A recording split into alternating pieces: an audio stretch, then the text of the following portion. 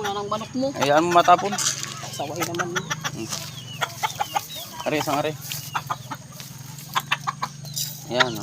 Ayan na. Saan pa? Doon sa tangkal. Hihintay naman yan. Oo.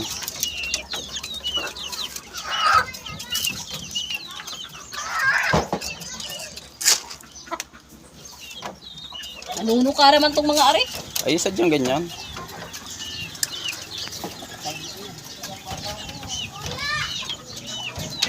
Baliktad. May mahaba sa taas. Pesa. Ganyan talaga. Ayan, hagis din eh. Tatlo. Pag tatlo man ako, tigigisa sila.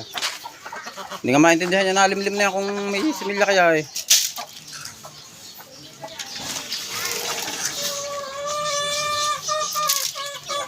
Ayan. Oh, ilan ang manok dito? Dalawa lang yan. Ano? Diyan sa taas. Doon sa kabila. Ayan, dyan na. O yan, anak ng GBS. Yung dalawang yan.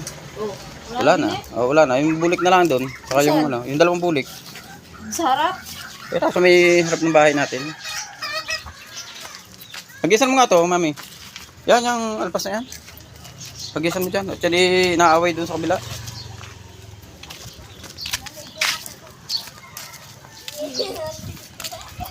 Alam, magbabalot ng mangga yun, mga yun.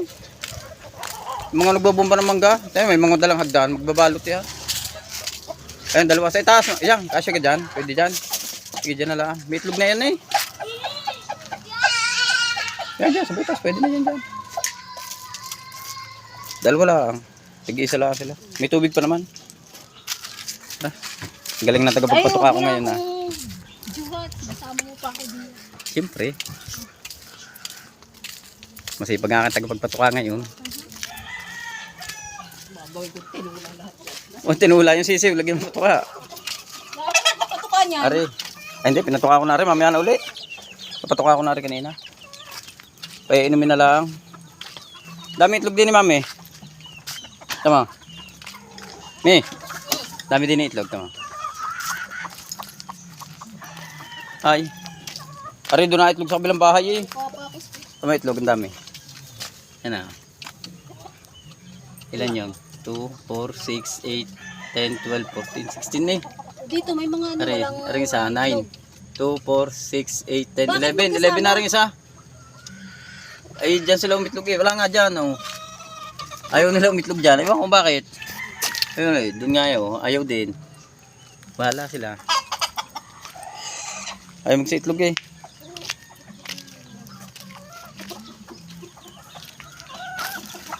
Oh.